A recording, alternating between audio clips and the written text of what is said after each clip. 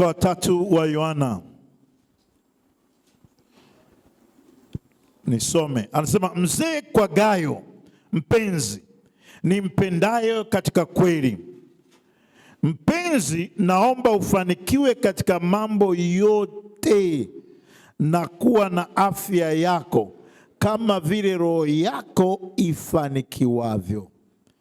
Halafu anaendelea mstari wa 3 anasema, maana nalifurahi mno walipokuja ndugu na kuishuhudia kweli yako kama uendavyo katika kweli. Amen. Sina furaha iliyo kuu kuliko hii, kusikia kwamba watoto wangu wanakwenda katika kweli. Hapa ni mwandishi au Yohana anamwandikia Gao hii barua. Na anapomwandikia Gao hii barua ilitokana na chanzo kingine. Gao alikuwa anampenda Mungu sana na alikuwa ni mtoto wa kiroho wa Yohana. Bwana Yesu asifiwe. Na kwa kuwa alikuwa mtoto wa Yohana wa kiroho, huyu alikuwa ni mzee, lakini alikuwa ni mtoto wa kiroho wa Yohana. Huyu Gao habari zake zilipelekwa na watu kule alikokuwa.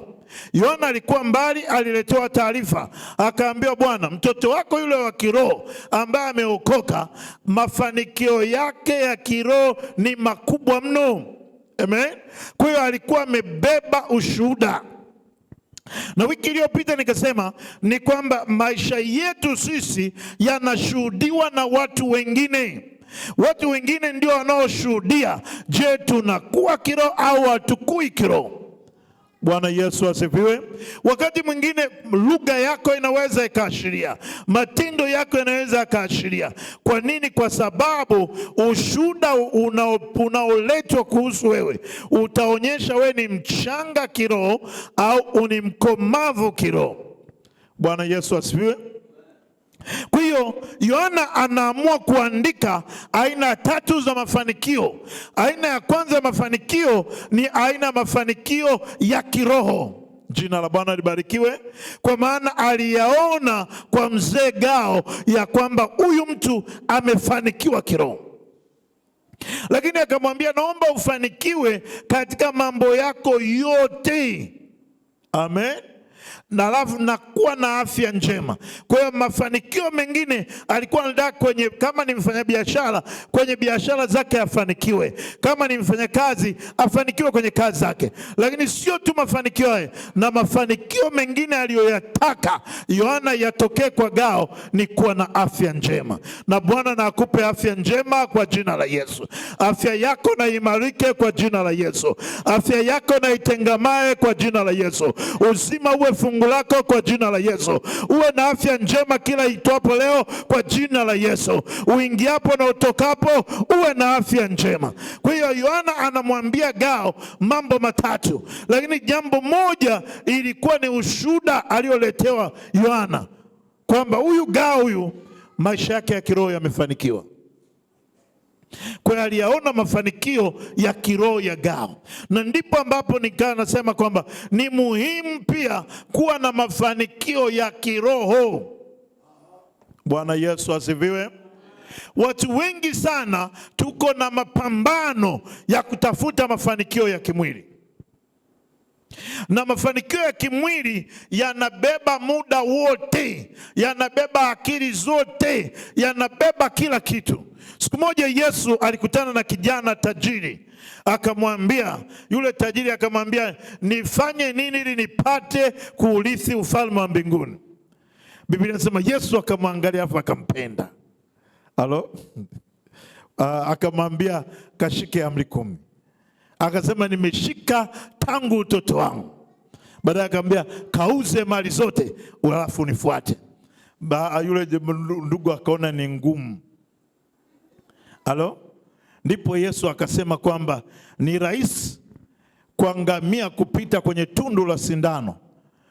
Anasema yani inaweza rahisi kupita kwenye tundu kuliko kwa tajiri. Sasa watu wengi pale, tundu la sindano sio tundu lile sindano ya kushonea. Sindano ni neno la lililo linawakilisha mlango mdogo kwenye ukuta wa Jerusalem, ule ukuta unaozunguka ule mlango mdogo au rear gate.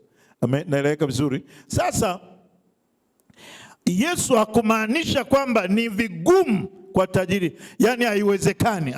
Sio kwamba haiwezekani kwa tajiri kuingia mbinguni. Na siku moja rafiki yangu mmoja akasema, matajiri wengi tutawakuta mbinguni kuliko maskini. Kwa sababu maskini pamoja na kwamba wana umaskini wa kimwili, bado wana umaskini wa kiroho. Halo? Hakuna kitu kibaya kama kutoongezeka,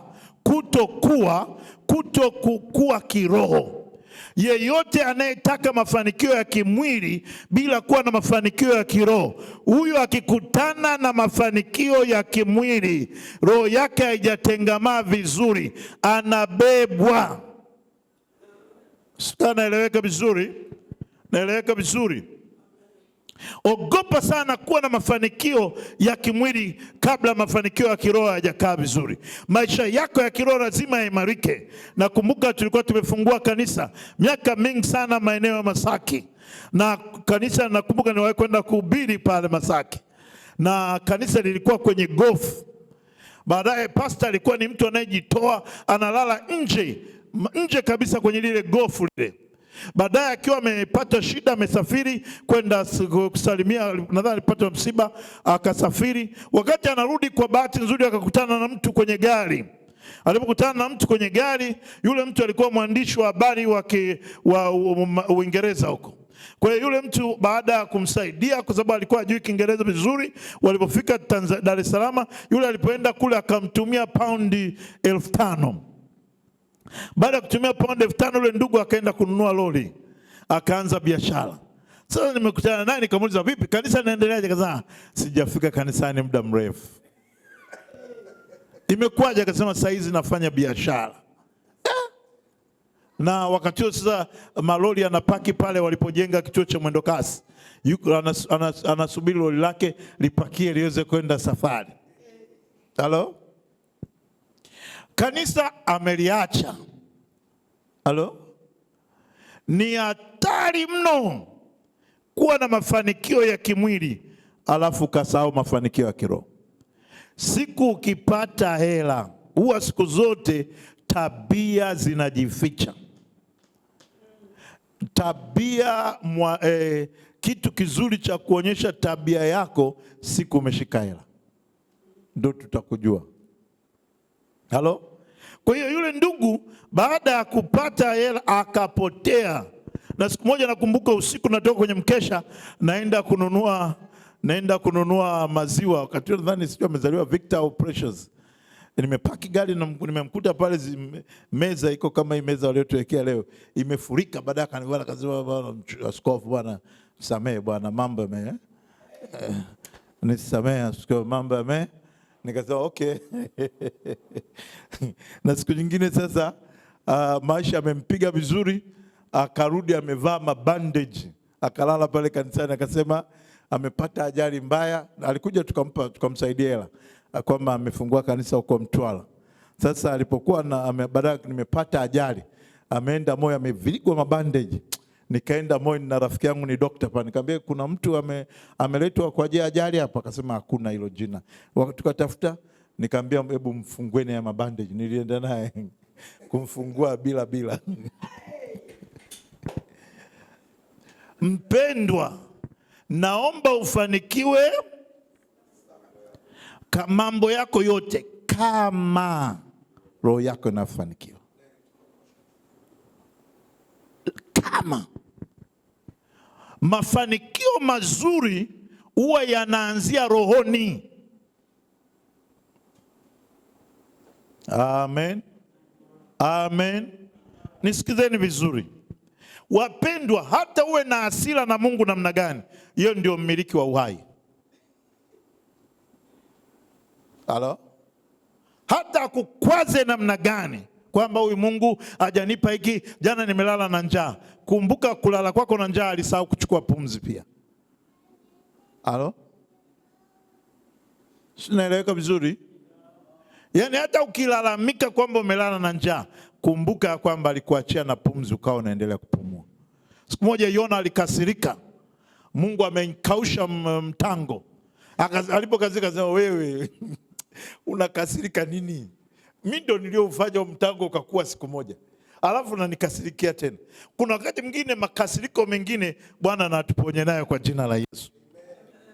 Kwa hiyo mafanikio ya kiroho ni muhimu sana kwenye maisha yako. Amen. Na siku zote tunakuwa kutoka hatua hadi hatua. Nisikize vizuri. Siku moja Yesu alikuwa anafundisha hekaluni, alikuwa anafundisha.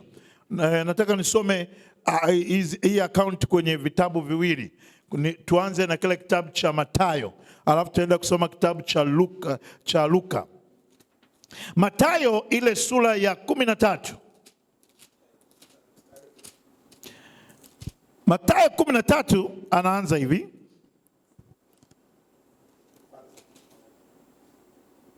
Anzia mstari wa kwanza. Tutasoma mfano wa mpanzi. Mathayo 13. Siku ile Yesu akatoka nyumbani, akaketi kando ya bahari.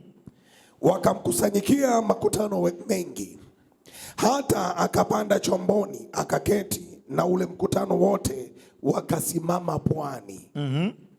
Akawaambia mambo mengi kwa mifano akisema, tazama, mpanzi alitoka kwenda kupanda. Hata alipokuwa akipanda, mbegu nyingine zilianguka karibu na njia. Ndege wakaja wakazila. Nyingine zikaanguka penye miamba, pasipokuwa na udongo mwingi. Mara zikaota kwa udongo kukosa kina, na jua lilipozuka ziliungua. Na kwa kuwa hazina mizizi zikanyauka. Nyingine zikaanguka penye miiba. Ile miiba ikamea ikazisonga. Nyingine zikaanguka penye udongo mzuri. Zikazaa, 100, 100, 60, 30. Mwenye masikio na asikie. Amen. Kwa hiyo hapa Yesu anatoa mfano wa mpanzi. Hivi ndivyo alivyo maisha yetu kila itwapo leo. Mimi ni kama vile ninaachilia mbegu za neno la Mungu kwenye maisha yako.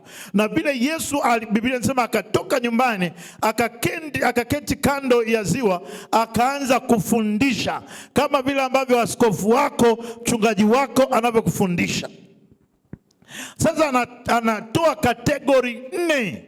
Amen. Kategori ya kwanza anasema zile mbegu zilizoanguka kwenye njia. Amen. Kwa maana nyingine neno limepita, limedondoka, lakini huyu mtu neno la Mungu halijafika kabisa kwenye kina. Kwa hiyo anasema kuna kundi la kwanza, wale ambao mbegu zimeanguka kwenye njia. Anasema pia watu wakazikanyaga, nachanganya na Luka kule, lakini anasema kwamba alafu na ndege wakaziokota. Yaani hilo neno linakuwa snatched na adui. Naeleweka vizuri? Leo hii kwenye mitandao unakuta mchungaji amebadilika, amesilimu, amekuwa Muislamu. Basi tuna mchungaji mmoja hivi kwenye mabano inverted comma. Tulikuwa naye na tena alifika mahali alipendwa kutokea kule Mbeya, akachaguliwa mpaka akaja kuwa msaidizi wangu wa katibu mkuu. Na akafungua kanisa. Saizi anavaa kanzu. Nakumbuka na ushuhuda wake, alikuwa anasema mimi sitaki kuombea watu wenye mapepo, kwa sababu sitaki kuyachokoza yasije kanidhuru. Ukristo wako ukiwa nusu ni hatari sana. Hii dunia tunaishi ina kila aina ya mazagazaga. Hii dunia tunaishi, adui anaweza akakuingizia neno likakutoa kwa Mungu. Yesu akasema kwenye ule mfano wa mpanzi wa sura 15-16 anazungumza kwamba mpanzi alienda kupanda mbegu, alafu akaja adui akapanda. Yesu anasema konde ni ulimwengu. aliyepanda mbegu njema Mungu, aliyepanda mbegu mbaya Shetani. Kwa hiyo kwamba wote wanapanda. Halo? Adui anapanda na Mungu anapanda. Kwa hiyo kuna wakati mwingine unaweza ukasikiliza huko kwenye mitandao au mtu akakuingizia ukajikuta na umehama. Halo? Sinaeleweka vizuri? Kwa hiyo ukisimikwa katika Kristo vizuri, hata mtu alete elimu ya aina gani huwezi kuondolewa. Amen. Amen. Sinaeleweka vizuri? Ni rahisi mno kama hutaki kukua kiroho. Ni hatari sana. Halo? Kwa sababu kwa wakati mwingine unaweza ukawa unataka kupambana upate hela. Ukapambana baadaye ukajikuta kwamba hela zenyewe kwa njia halali haipatikani. Kuna njia mkato na mtu akakwambia kwamba sikiliza, mimi nilitoa tu kidogo nikafanikiwa. Unahamia huko. Halo? Baadaye tunakuja kukukotea mbali. Amen. Wakati Yohana anamwambia Gao afanikiwe katika mambo yote, alipata kwanza ushuhuda wa Gao alikuwaje. Amen. Na anasema na zingine pia zikaanguka kwenye nini? Kwenye mwamba. Zikafanyaje? Nyingine zikaanguka penye miamba. Pasipokuwa na udongo mwingi. Mara zikaota. Kwa udongo kukosa kina na jua lilipozuka ziliungua. Kwamba kuna kwanza kuna mwamba, mahali pagumu. Halo, sema mahali pagumu. Kuna mtu mmoja anahubiri anasema jangwani pale ni pagumu. Hapana, na jina tulikuwa nakaa jangwani. Jangwani ni pagumu, hapafai. Kanisa ukilipanda pale jangwani haufanikiwi. Alipoondoka miezi 6 baadaye nika drive pale pale. Halo? Sema nafuta mtazamo usio sahihi. Sasa anasema mbegu zingine zikadondoka kwenye mwamba. Pana udongo kidogo. Zikatua, hazikuota. Ziliota lakini hazikuweza kudumu. Amen. Sasa tuunganishe na ile ya kwenye Luka ile. Kwenye Luka ameitolea ufafanuzi. Luka 8.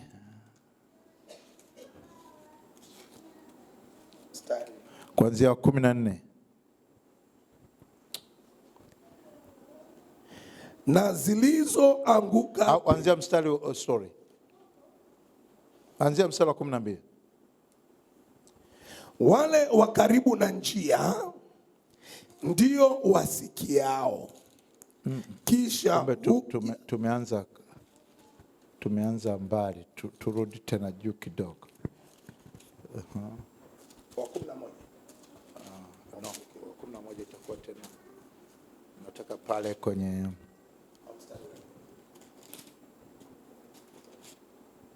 anasema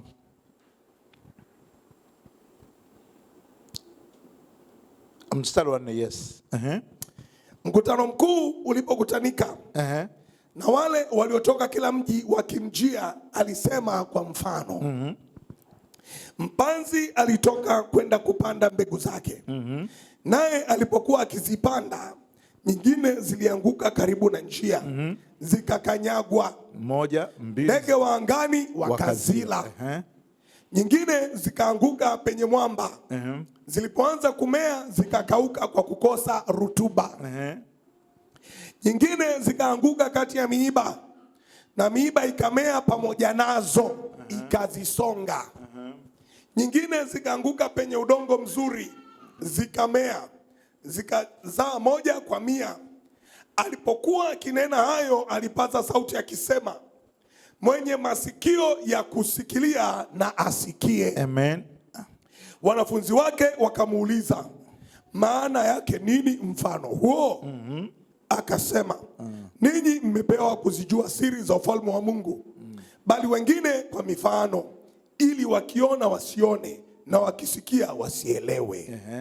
Mstari wa 11. Na huo mfano maana yake ni hii. Mbegu ni neno la Mungu. Sema mbegu ni neno la Mungu. Wale wa karibu na njia ndio wasikiao. Kisha huja Ibilisi akaliondoa hilo neno mioyoni mwao, wasije wakaamini na kuokoka. Anasema wale wa karibu na njia, anasema anakuja nani? Akaliondoa lile neno. Na ndio maana wakati tunafundisha wiki iliyopita katika misingi ya kukua kiroho, msingi mmoja wapo ni kujaa neno la Mungu. Amen. Sema kujaa neno la Mungu. Sema kujaa neno la Mungu. Siku moja nilikuwa niko kazini. Baba mmoja akaniona, akanipenda sana. Kwa hivyo nipenda, akaniita kwenye ofisi yake, alikuwa ni bosi wangu. Aliponiita kule, akaanza kunifundisha kwamba Biblia tunaisoma sio ya kweli. Na akaanzia pale andiko linalosema kwamba Mungu akasema siku mtu akila tunda la mti wa ujuzi wa mema na mabaya, hakika atakufa. Anasema wewe unaliamini hili neno? Nikasema ndio. Akaenda kunisomea Yesu, akasema mtu akimwamini Yesu akifa ataishi milele. Akasema unaona, huyu Yesu hapa ni mwongo, hapa Mungu amesema kweli. Naeleka vizuri. Kwa hiyo baadaye nikamsikiliza, akajaribu kuniingizia ile elimu. Nikarudi kusoma Biblia vizuri. Of course nilikuwa nimekomaa kiroho, nikawa na uwezo wa kumjibu vizuri. Baadaye nikaa sasa nimeenda kutembelea ofisi nyingine ya wataalamu wa vifaa. Nimefika pale hivi, yule baba ambaye ni bosi wangu yule alikuwa dini fulani hivi. Kwa hiyo wale watu wa ile dini huwa kumbe wanakuja pale kushuhudia. Kwa hiyo walikuja kutushuhudia ili kusudi tuhamie kwenye dini yao. Sasa tuko wengi hivi na mimi nilikuwa nafundisha. Sasa nawafundisha wale mainjinia pale neno la Mungu. Wanawafundisha hivi. Wakaingia, wamevaa mashati yao meupe na mabegi yao, wakatua chini, wakasema okay, tumekuja tena. Wakawakaribisha vizuri. Wakasema leo amekuja tena na mtumishi mwingine, tunafanya naye kazi. Wale watu yani bila kupewa ruksa wakaanza kufundisha. Wakaanza kung'oa yale niliyopanda. Hasira ya Bwana ikawaka ndani yangu. Na nikaanza kufundisha kwa ukali. Na siku hiyo yani mistari ilikuwa inakuja sio ya kawaida. Wale watu wote Bwana akawa rescue kwenye ile fundisho potofu ya wale watu. Na siku hiyo nilifundisha, wale watu wote wakabadilika siku ile. Na tangu siku hiyo walianza kuniita mchungaji, wakati huo nilikuwa sio pastor. Mmoja wapo ni askofu yuko Mwanza. Wengine ni wazee wa kanisa wako huko Mbagala huko. Wengine wote sasa hivi wako somewhere. Na siku nyingine nilikuwa nakuja kazini asubuhi. Ile nakuja nimekuta mmoja kati ya bosi wangu ameshabadilishwa imani. Na nilipokuwa naingia akasema, huyu mlokole ameingia hapa. Yesu ni Mungu sio Mungu. Hilo swali nikasema mbona mnaniwali maswali? Akaulizwa yule bosi. Yule bosi akaonekana amekubaliana na mafundisho ya yale usiku kucha wale jamaa wamembadilisha. Kama kwa dakika 5 nilifundisha, yule mtu aliyokuwa anambadilisha yule bosi alikasirika, akanizaba kibao. Kwa sababu nimemwharibia mtu wao. Nikamhubiri Kristo kwa nguvu mno. Yule bosi alinishukuru sana siku ile. Akasema I was almost kusilimu. Nisikize vizuri. Tunaishi kwenye jamii ambayo adui anapanda. Shetani anapanda, ana win souls kuzihamisha. Halo? Na Wakristo na Yesu naye anapanda neno la uzima. Amen. Ngoja niwaambieni vitu. Kuna vitu kwenye hii dunia vinafanywa, wengine wanapanda hizo imani zao plus witchcraft. Nakumbuka binti mmoja hivi kwenye shule, rafiki yake mmoja akasema, aisee, huyu nampenda mzuri, kwa akampa kitambaa fulani cha kichwani, akamwambia, yani kwa sababu nakupenda wewe unavaa hiki. Yule mtoto kumbe ni mtoto wa mlokole. Kwa yule binti ana kile kitambaa, akiwa anarudi nyumbani anakificha kwenye begi, akifika shule anakivaa. Baada ya siku ikafika, yule mtoto mapepo yamemvaa shuleni. Aligombana na mwenzake kidogo, ugomvi ukawa mkubwa, alipiga shule zima pamoja na walimu. Kabinti ka darasa la 4, walimu wote piga vibaya mno. Alipomaliza kupiga wale watu wote pale, alafu akazima kama nusu saa hivi, wanamsubiri amke. Baadaye akalipozinduka wakambeba wakamrudisha kwao.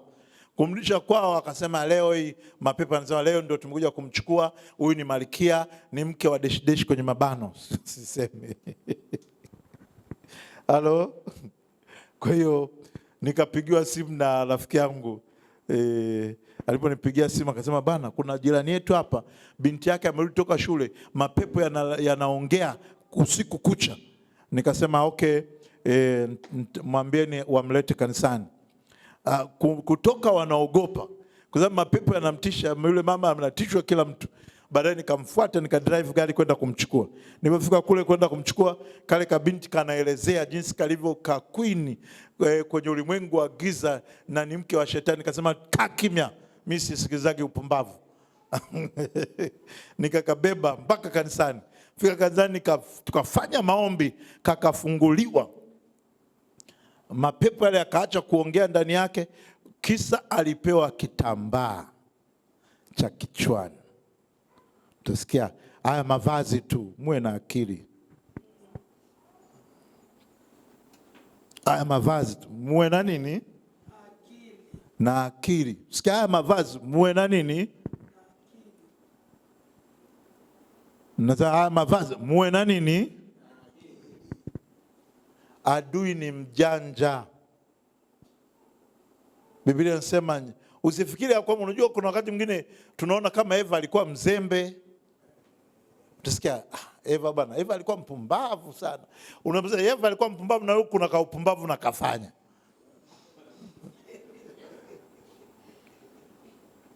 Tusikia Eva alikuwa mpumbavu. Yaani ingekuwa mimi nisingekubali. Biblia inasema nyoka alikuwa mwelevu kuliko wanyama wote wa mwituni. Alafu alikuwa very smart. Nyoka hakwenda na mapembe kama walokole mnavyomchora shetani na mapembe, sio kweli. Alikuwa na lugha laini, lugha ambayo mwanamke anaweza kaielewa. Halo? Ya kisomi. Akamuuliza swali ambalo liko very strategic. Amemuuliza, hivi ndivyo Mungu alivyosema? Kwa maana nyingine, nyoka alikuwa anataka kujua Eva anajua nini kuhusu Mungu anayemwamini. Na hivyo wewe unajua nini kuhusu Mungu unayemwamini? Halo? Au uko kama wale wana wa Skewa? Mimi nasali Mungu wa Bishop Ndonde. Mungu ni wa kwako. Halo? Mungu ni wa nani?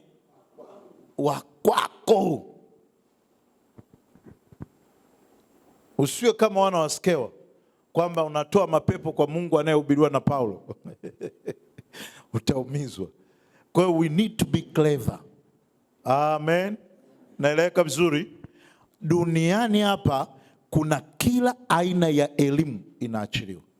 Na ndio maana wana wa Mungu tutamani kumjua Mungu kwa usahihi. Na ndio yalikuwa maombi ya Paulo. Anasema, tangu niliposikia habari zenu, siachi kufanya maombi na dua kwa ajili yenu, ili mjazwe maarifa ya mapenzi yake. Halo? Naeleweka vizuri? Naeleweka vizuri? Anatamani au watu wasiwe tu wa kawaida. Kuna watu wengine baada ya kuokoka basi hataki hata kumjua Mungu. Halo? Hataki hata kumjua Mungu. Kuna watu wengine ameokoka, hataki kumjua Mungu, anapata matatizo, timu kwa mganga. Halo? Mkamuulize Sauli alipoona kwamba hana mawasiliano vizuri na Mungu, akaenda kwa Bashiri akawaambia anataka kujua. Yule mbashiri akamletea roho ya Samueli. Mpendeni nani? Mungu, kwa kumaanisha namtamani kumjua. Amen. Kwa hiyo lazima, sema lazima, neno la Mungu lijae ndani yako. Amen. Amen. Na utamani kujawa neno la Mungu. Nilikuwa nafundisha juzi watoto wangu asubuhi. Machozi yakaanza kunilengalenga asubuhi kwenye morning glory. Unajua Mungu alikuwa ni Mungu wa Ibrahim, lakini alikuwa na mahusiano na Isaka, hivyo akawa Mungu wa Isaka. Lakini Mungu alikuwa na Mungu wa Yakobo. Yakobo ali-encounter Mungu, alikutana na Mungu. Mungu akajitambulisha kwake, akamwambia mimi ni Mungu wa baba yako Ibrahim na Isaka, uende mbele. Alafu akamwambia nchi uliolala nitakupa wewe. Kwa hiyo alikutana na Mungu personal. Kuna wakati mwingine watoto wetu tunawavuta kuja kanisani, tunawafunga minyororo kuja. They need to know God themselves. Wanatakiwa wamjue Mungu wao. Nakumbuka hapa mama mmoja wakati anatoa ushuhuda siku ile, sasa tuwaombee watoto wetu. Ndugu, we should not play with kids. Halo? Naeleweka vizuri? Tusilete masiala. Yoshua akasema mimi na nyumba yangu tutamtumikia Mungu. Biblia inasema Ibrahim kwenye kitabu cha Mwanzo 18 akasema, Mungu akasema nimejua ya kwamba Ibrahim atawaomba watoto wake, atawaamuru watoto wake. Nilikuwa naongea na Askofu Sibale, mtoto wake akawa naye malasta anaenda miziki na nini, akamkamata siku moja, akamweka lock up, akamwambia polisi mnamweka, mtakuja kumtoa siku nitakapotaka. Firstborn wake akamweka ndani. Wiki ya kwanza mama anatamani mtoto atolewa kutolewa. Wiki ya pili alipotoka pale mtoto saizi prophet. Na ndio aliyefungua mlango wa mambo mengi kutokea ya uponyaji wa kanisa. Siku moja akakutana gari ya bishop imeharibika njiani, akageuza gari akamchukua bishop akampeleka airport. Kwa hiyo mtoto wa Sibale amerudi nyumbani, asimwambie babake nimebeba bishop, ndo akampeleka airport. Alafu akamwambia magomvi yenu ni wenyewe. Kwa hiyo kapita muda, mtoto Mungu akamtumia kuleta uponyaji kwenye kanisa. Wale maaskofu waliotawanyika miaka mingi, miaka 7, wamekuwa restored. Lakini tose sana na kucheza naye, akasema Bishop Ndonde ningempoteza huyo. Na ndio anayelisimamia kanisa, na kanisa la Sibale sasa hivi linakuwa kwa kasi kwa sababu aliamua kusimama na watoto wake. Watoto wetu tunawaambia hivi, tunapowaambia mje kanisani hatuwatesi, tunaiponya kizazi chako cha baadaye, kwa sababu na nyie pia mtazaa. Halo? Sisi tunataka sisi na generation yetu imjue Mungu. Amen. Amen. Kwa hiyo ni muhimu sana tuhakikishe kwamba maisha yetu yanakuwa grounded kwa Kristo. Bwana Yesu asifiwe. Amen. Nisome tena, endelea pale. Kwenye mwamba, Na wale penye mwamba ndio wale ambao wasikiapo hulipokea lile neno kwa furaha. nao hawana mizizi. Huamini kitambo kidogo, na wakati wa kujaribiwa hujitenga. Amen. Iko hivi, ukisoma vizuri maandiko yanasema, nisome Mathayo 25. Mathayo 25. Mathayo 25, ule kuhusu mafuriko yakaja yakaipiga nyumba. Itakuwa 24.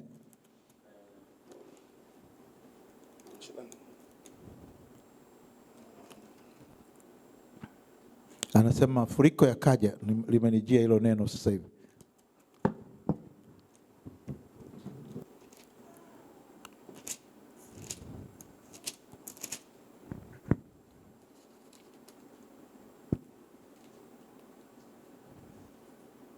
Anasema nyumba ile iliyojengwa kwenye mwamba. Okay, nitaisema. Anasema, akasema mfano. Anasema mtu asikiaye maneno haya na asiyatende atafananishwa kama mtu aliyejenga nyumba yake kwenye mchanga, alafu mafuriko yakaja yakaipiga. Amen. Na mtu asikiaye maneno haya na kuyatenda atafananishwa na mtu aliyejenga nyumba yake kwenye mwamba, mafuriko yakaja yakaipiga. Sasa sikiza vizuri, Mathayo 7:25. Asante. Iko hivi, nisikilize vizuri kabisa. Mafuriko yanakuja kwa watu wote. Sisi tulijenga kanisa, lilijengwa jangwani. Mafuriko yale ya jangwani yalipokuwa yakipita, pale jangwani kulikuwa na nyumba za wachawi, yakazisomba. Alafu na kanisa la Jehova maji yakaingia. Halo? Sikanaeleka vizuri?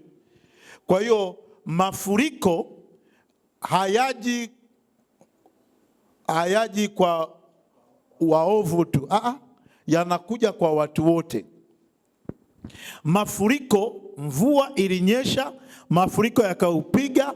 Kwa hiyo mtu aliyekuwa grounded kwenye neno la Mungu, anapopata majaribu anakuwa na uwezo wa kusimama. Usipokuwa grounded kwenye neno la Mungu, unapopata majaribu yanakuondoa. Narudia hiyo sentence. Anasema mtu na wengine walipandwa kwenye mwamba. Sawa? Mbegu zingine zikaangukia kwenye nini? Kwa kukosa mizizi. Kwa hiyo issue ni kwamba swala la Ukristo wako unatakiwa uwe grounded kwenye neno, kiasi kwamba majaribu yanakuja kwa watu wote.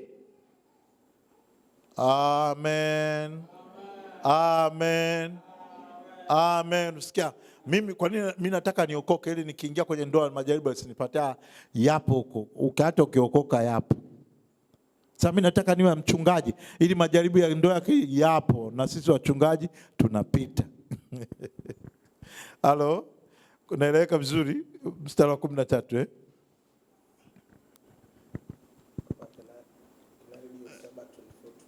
ulikuwa ile nilikuwa nataka nitolee tu maelezo. Okay. Na wale penye mwamba ndio wale ambao wasikiapo ulipokea lile neno kwa furaha, nao hawana mizizi. Hawa watu hawana mizizi. Na nini kinatokea? Huamini kitambo kidogo. Wanaamini kwa muda mchache.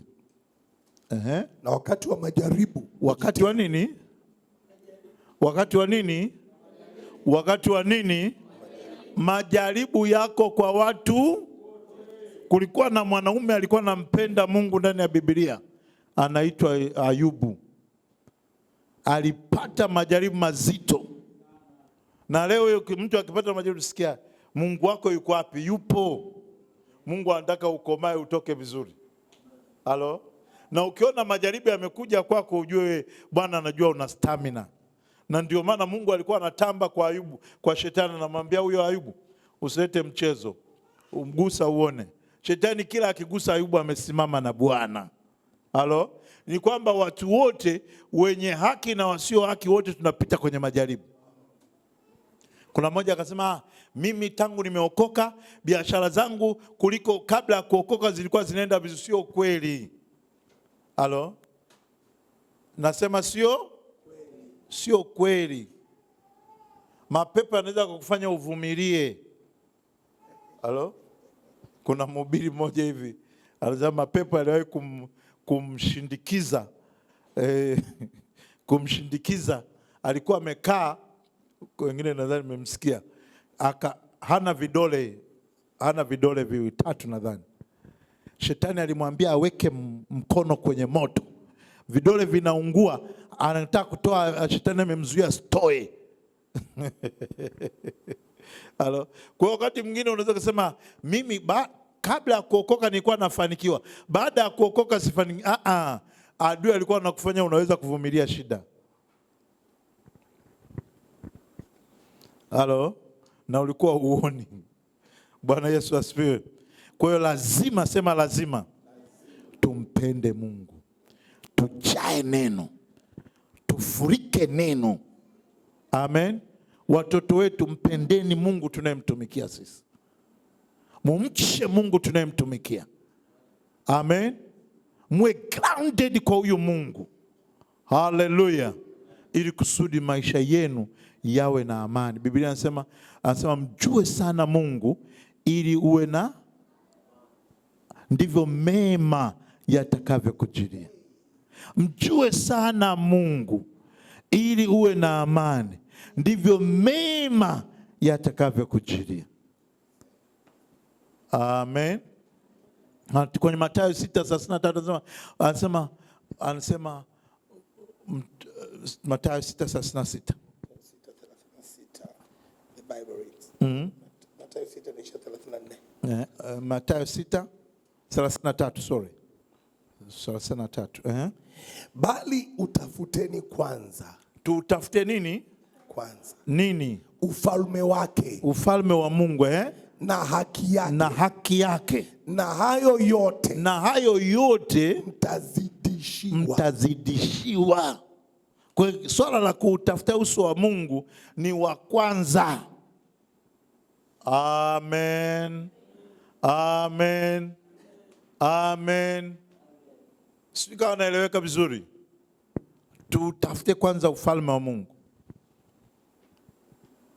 Bwana Yesu asifiwe. Maombolezo sura ya 3 mstari wa 21 mpaka 25.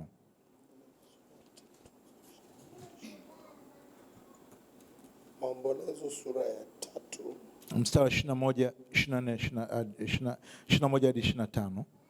Biblia inasema, najikumbusha neno hili. Kwa hiyo nina matumaini. Najikumbusha neno hili. Kwa hiyo nina nini? Matumaini. Matumaini kwa Kristo, kwa Mungu. Ni huruma za Bwana kwamba hatuangamii. Wangapi hapa hawajafa na yale tarehe 29? Sio ujanja wako, ni huruma. Dosikia wale waliokufa tarehe 29 walikuwa wazembe tu. Ni huruma. Amen. Mwambie jirani yako, leo ninapumua, ni huruma ya Baba. Amen. Soma malizia sasa.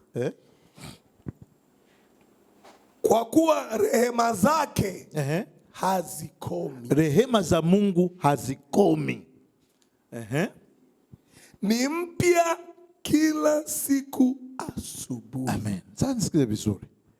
Kwenye hii dunia adui anaweza akakufanya wewe ukawa unahubiri shida kila itwapo leo, ukasahau kukua kiroho, ukawa na malalamiko makubwa kuliko kawaida. Amen. Ukawa wewe badala ya kuona ushindi unaona kushindwa. Anasema hivi, hatua ya kusema mahali pa kuanzia, starting point. shida zako hazijafanikiwa kuutoa uhai wako. Kwa hiyo kwa maana nyingine, hizo shida zina uwezo wa kuondoka. Na ndio maana anasema najikumbusha. Rudia tena mstari wa 21. Najikumbusha neno hili. Sema ninajikumbusha. Adui wakati mwingine unapopita, unapotamani majibu yako fulani yatokee, anakusaulisha, anakuingizia upumbavu. Kiasi kwamba unaanza kuona huyu Mungu mbona ajibu? Kumbuka amejibu uhai wako, umepumua. Kumbuka asubuhi uliamka. Halo? Naeleweka vizuri? Endelea. Najikumbusha neno hili. Kwa hiyo nina matumaini. Nina matumaini. Ni huruma za Bwana kwamba hatuangamii. Ni huruma ya Bwana kwamba hatuangamii. Kwa kuwa rehema zake hazikomi. Hazikomi. Ni mpya kila siku asubuhi. Ni mpya kila siku asubuhi. Uaminifu wako ni mkuu. Amen. Kwa hiyo nimesema watu wote tunapita kwenye changamoto. Na anasema zile mbegu zilizoanguka kwenye mwamba, anasema nini? Ni watu wanaosikia wanalipokea kwa furaha, hawana mizizi, wanadumu kitambo kidogo, na wakati wa kujaribiwa hujitenga. Kwa hiyo Bwana akupe neema ya kusimama. Amen. Mstari unaofuata.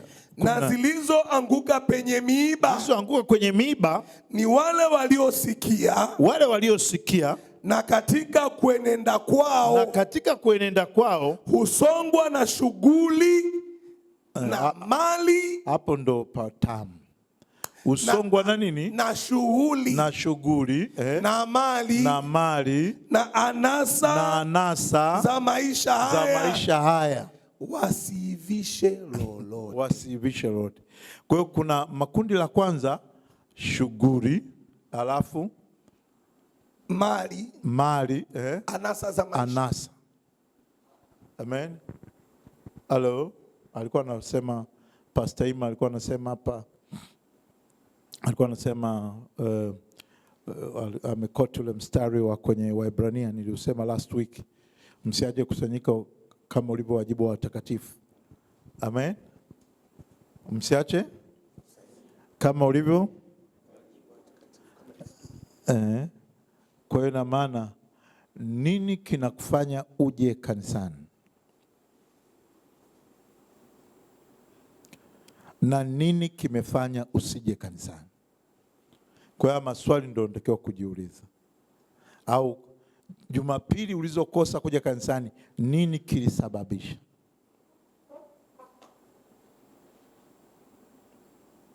Halo?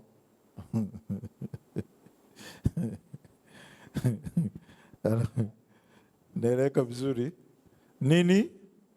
Nakumbukaga mhubiri mmoja. Unajua kuna wahubiri wawili wananishangaza sana. Mmoja yuko Tanzania, mwingine yuko nje nchi. Mmoja aliyoko Tanzania alipofiwa na mwanae, aliendelea na mkutano wa injili kule Mbeya mpaka siku ya mwisho. Baadaye anamaliza mkutano jioni, ndo akaimba wimbo mmoja wa tenzi ukawatoa watu machozi, ndo akaja kuzika. Halo? Mwingine alifiwa na mama, akapigiwa simu, mama yako amefariki, akasema mwekeni kwenye kitanda, Bwana hajaniambia kama anamchukua leo au bado. Alafu akakaa siku 10, ndo wanamwambia atanuka, akasema mwekeni kwenye kitanda, nimesema Bwana hajaniambia kama amemchukua au vipi. Kwa hiyo akaendelea kuhubiri, siku ya 10 akarudi, akamkuta mama yake yuko fresh kama kawaida. Sio mortuary. Benson Dawson. Amen. Kuna wakati mwingine masumbufu ya mali. Halo? Unatamani upige hela pale.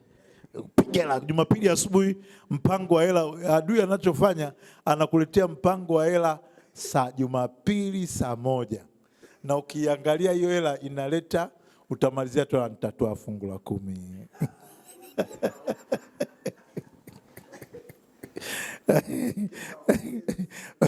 Unaenda kwenye kutafuta kwenye hela unasema nitatoa fungu la 10. Wewe umesikia Mungu ana shida na fungu la 10?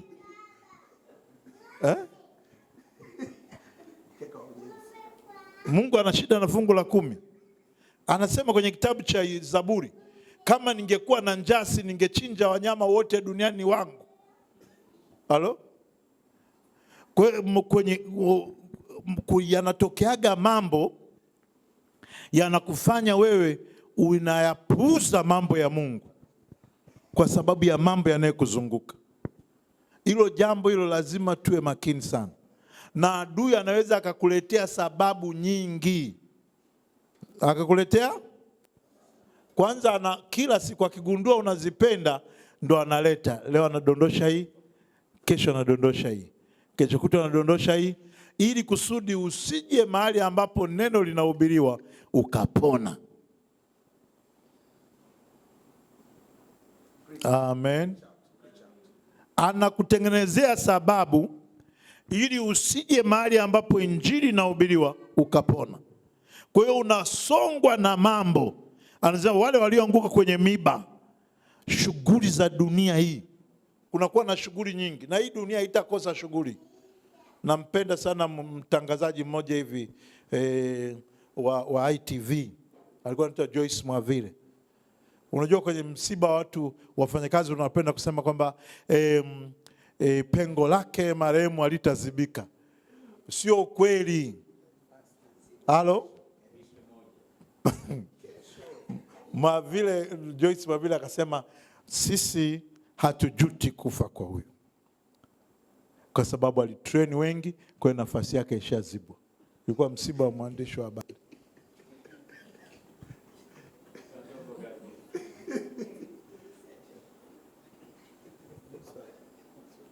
Hakuna pengo lisilozibika duniani hapa. Halo? Naeleweka vizuri? Halo? Wangapi wananielewa vizuri? Pengo la Magu liliziba. Tena zilizibwa kabla hajazikwa. Pengo la Magufuli lilizibwa kabla hajazikwa. Waliona wazibe kwanza pengo, alafu ndio wakamzike yule ambaye pengo la.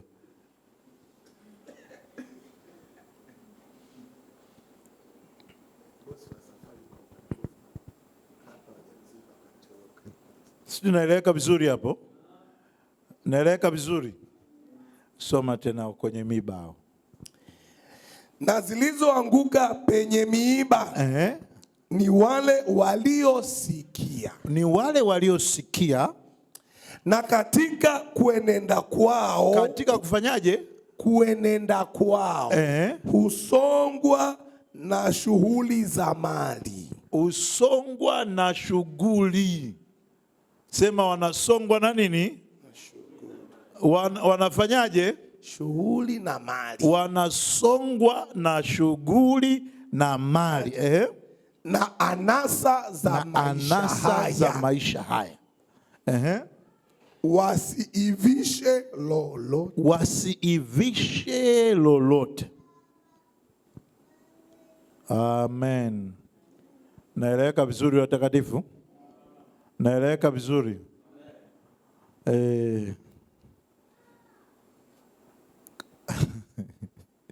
Nitaendelea siku nyingine. Amen. Nilifundisha point 2 last week, kuongezeka ufahamu. Ya pili ilikuwa maisha ya maombi na ibada. Ya tatu kujikagua na toba ya kweli mara kwa mara. Hii nilisema maisha ya toba. Sema Waebrania 12 mstari wa 1. Hii hapo ni kuhusu mpanzi, tutaendelea wiki nyingine. Waebrania 12 mstari wa 1. Maisha ya Mkristo yanatakiwa yawe ni maisha ya kujikagua mara kwa mara. Amen.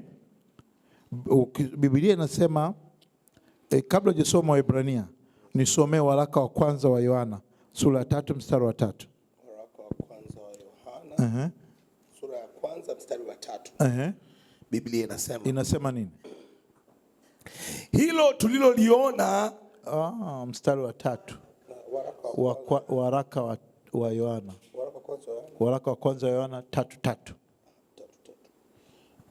Wale wenye matumaini haya, Biblia inasema, na kila mwenye matumaini haya, na kila mwenye matumaini haya katika yeye hujitakasa, katika yeye hujitakasa, kama yeye alivyo mtakatifu. kama yeye alivyo mtakatifu.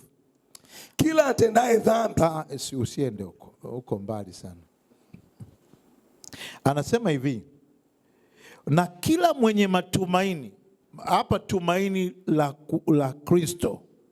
Amen.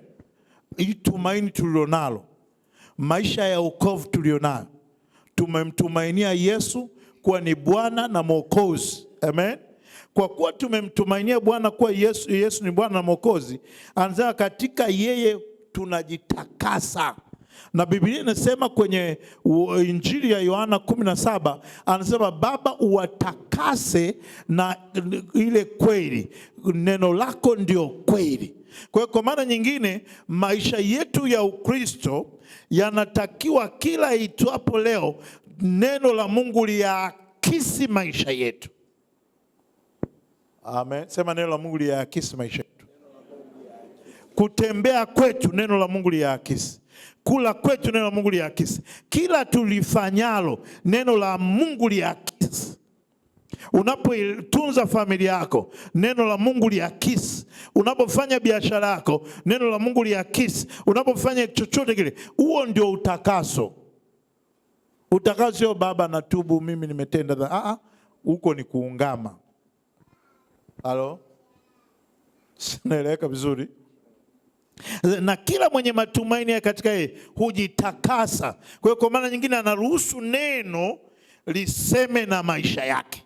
Neno liseme na biashara yake. Neno liseme na kazi yake. Neno liseme na familia yake. Neno liseme na ndoa yake. Amen.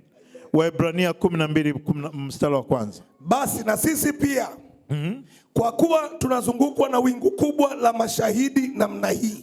Na sisi pia kwa kuwa tunazungukwa na wingu kubwa la mashahidi ambao walikuwa nao kwa Gao. Gao walizungukwa na mashahidi, wakawa wanatoa ushahidi mzuri kwa Yohana kwamba mzee Gao, mtoto wako wa kiroho, maisha yake yamenyoka hivi na Kristo. Anasema kwa kuwa tunazungukwa na wingu kubwa la mashahidi namna hii, na tuweke kando kila mzigo mzito. Tuweke kando kila mzigo mzito na dhambi ile ituzingayo kwa upesi. Na ile dhambi inayotuzinga kwa upesi. Na tupige mbio kwa saburi katika yale mashindano yaliyowekwa mbele yetu. Na tupige mbio kwa saburi kwa yale mashindano yaliyowekwa mbele yetu. Kwa hiyo kwa maana nyingine maisha yetu ya kiroho yanatakiwa kujengeka kila itwapo leo. Tunachuchumilia maisha, nilisema kwenye Waefeso pale, cheo tunachotakiwa kufika ni cha kufanana na Yesu. Sema cheo ni cha kufanana na Yesu. Napenda Paulo aliwaonya Wagalatia. Nisomea Wagalatia 3:3. Wagalatia 3:3. Galatia 3:3 inasema, Je, mmekuwa wajinga namna hii? Je, mmekuwa wajinga namna hii? Baada ya kuanza katika roho, mnataka kukamilishwa sasa katika mwili? Iko hivi. Mara nyingi sana watu wanaokoka, baada ya kuokoka, sijui tunauzoelea uokovu unaanza kurudi nyuma. Halo? Na wangapi wananielewa vizuri? Paulo anaonya hicho kitendo. Anataka tukianza katika roho tuendelee katika roho. Amen. Amen. Sema tukianza katika roho tuendelee katika roho. Na tudumu katika roho. Unajua kwa nini tunatakiwa kudumu katika roho? Kwa maana hakuna ajuaye siku wala saa ya kuja mwana wa Adamu. Amen. Alikuwa anatoa ushuhuda hapa. Wakasema kwamba kuna watu wamemsomesha mtoto amefika chuo kikuu. Mwaka wa 5 daktari akapigwa risasi akafa akawa. Sisi hatuna, yani kuna andiko linasema kwa siku nyingi Bwana atakushibisha na kuonyesha wokovu mkuu. Usilikoti vibaya. Kuna God's sovereignty. There is God's sovereignty. Unaweza kusema, nilikuwa nawafundisha watoto wangu siku moja asubuhi, nikasema kwamba kichwani mnaweza mkawa mnapanga kwa hapa mwenye umri mkubwa Mzee Ndonde, kwa atatangulia Mzee Ndonde tutamzika. Baadaye anafuata Mama Ndonde mwenye umri mkubwa naye atatangulia tutamzika. Baadaye wanakuja wanaangalia na Mungu umri ni wewe na mimi. Ila Bwana kutuchukua hana hiyo agenda. Leo hii wazazi wanazika watoto wao. Watoto wanazika wazazi wao. Si naeleweka vizuri? Halo? Naeleweka vizuri? Kwa hiyo usije ukaa tu na umepinda kichwa unaanza kufikiria kwamba atatangulia baba. Sio kweli. Huyu Mungu sio. Kwa hiyo maisha yako wewe na Mungu lazima yawe vizuri. Amen. Sio, naeleweka vizuri. Na nilikuwa namkumbusha Godwin jana. Nikasema